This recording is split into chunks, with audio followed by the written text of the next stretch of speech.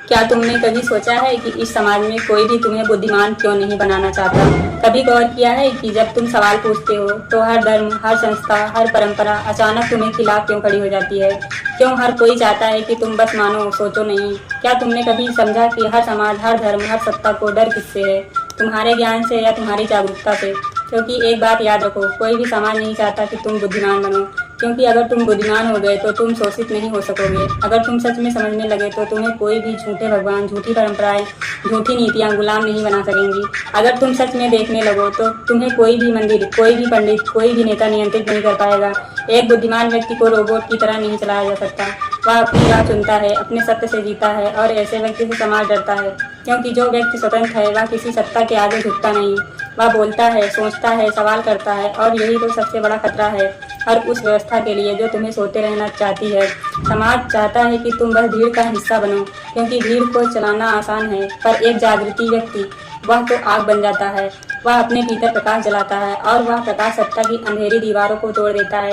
अगर तुम सोचने लगो तो तुम खतरनाक बन जाते हो, राजनीति के लिए, धर्म के लिए, संस्थाओं के लिए, क्योंकि फिर तुम न किसी भगवान से डरते हो, न किसी किताब से। तुम्हारे पास सिर्फ एक ही शक्ति बचती है, स्वयं का बोध, और यही बोध, यही चेतना इतिहास के हर युग में सबसे खतरनाक रही है। सुकरात को जहर दे दिया गया, ईसा मसीह को सूली पर टांग दिया गया, मंसूर को मार दिया गया, महात्मा बुद्ध को भी जहर दे दिया गया, सीता को अग्नि परीक्षा से गुजारा गया, गांधी को गोली मारी गई। क्यों? क्योंकि उन्होंने समाज की नींव हिला दी थी, क्योंकि उन्होंने कहा सोचो, क्योंकि उन्होंने कहा अपने भीतर देखो। और जब कोई सच बोलता है तो झूठ में जी रहे लोगों को सबसे बड़ा दर्द होता है, क्योंकि सत्य उनके भ्रम को तोड़ देता है, और जब भ्रम टूटता है तो मनुष्य हिंसक हो जाता है। वह न सत्य को मार सकता है, न अपने डर को, तो वह उन लोगों को मार देता है जो सच बोलते हैं। पर सत्य मारता है नहीं, वह एक देह से निकलकर लाखों देहों में फैल जाता है। वह आवाज बन जाता है, गीत बन जाता है, विचार बन जाता है। वह उस चेतना में रूपांतरित हो जाता है जो हर युग में जन्म लेती है। आज भी जब तुम यह सुन रहे हो, वही चेतना तुमसे बोल रही है। अब सोचो, अगर भगवान को तुम्हारे उपवास में रुचि होती तो वह तुम्हें भूखे से मुक्त क्यों नहीं कर देता? अगर भगवान चाहता कि तुम सब कुछ त्याग दो, तो क्या वह तुम्हें परिवार, मित्र, प्रेम, इन सब के बीच क्यों भेजता? क्या तुम्हारा जन्म किसी तपस्या के लिए हुआ है या अनुभव के लिए? तुम सोचते हो कि ईश्वर भूखा देखकर खुश होता है। अगर ऐसा होता तो वह तुम्हें रोटी नहीं देता, वह कहता भूख ही धर्म है। पर उसने तो तुम्हें स्वाद, प्रेम, आनंद सब कुछ दिया, फिर तुम क्यों उससे भाग रहे हो? क्यों अपनी ही सृजनकर्ता के आनंद को पाप कह रहे हो? सोचो, क्या धर्म ने तुम्हें स्वतंत्र बनाया या गुलाम? क्या तुमने भगवान को पाया या पंडितों की बातें दोहराई? क्या तुम्हारा ईश्वर अनुभव से उपजा है या डर से? और इस डर ने तुम्हें मूर्ख बना दिया है। तुम अब सोचते नहीं, बस मानते हो।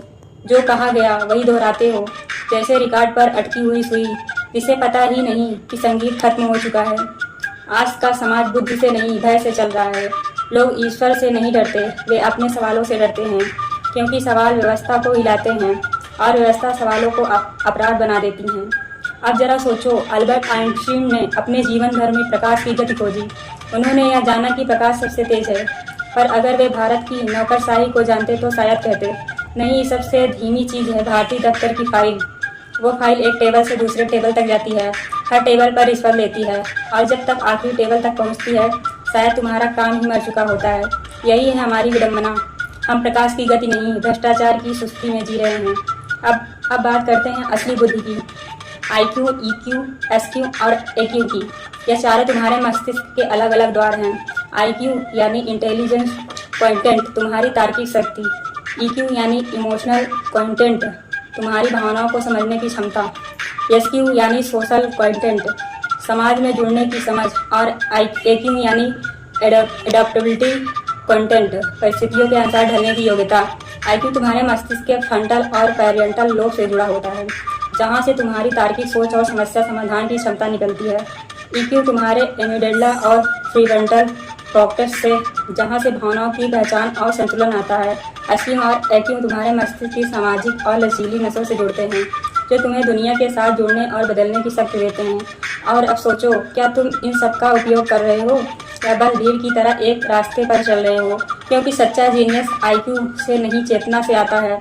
वो जो प्रश्न पूछने की हिम्मत रखता है, जो सोचने की शक्ति खोता है, वही सच में बुद्धिमान है। सच कहूँ तो जो सोच सकता है वह जिंदा है, जो सवाल पूछ सकता है वही मनुष्य है, बाकी तो बस भीड़ है, चलती हुई, बोलती हुई, पर जिंदा नहीं। और अंत में मैं तुमसे यही कहूँगी, अगर तुम्हें डर लगता है तो जान लो कि वही डर तुम्हारे बंधन का नाम है।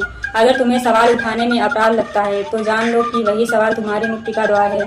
और अगर तुम आज यह सुन रहे हो तो समझो तुम्हारे भीतर वो आग जल उठी है जो किसी समाज, किसी धर्म, किसी सत्ता के आदेश से नहीं, तुम्हारे अपने सत्य से जली है। और यही तुम्हारा आरंभ है। यही से विश्वास समाप्त होता है और अनुभव जन्म लेता है। क्या तुमने सच में ईश्वर को जाना है या बस शक की तरह मान लिया है कि वो है?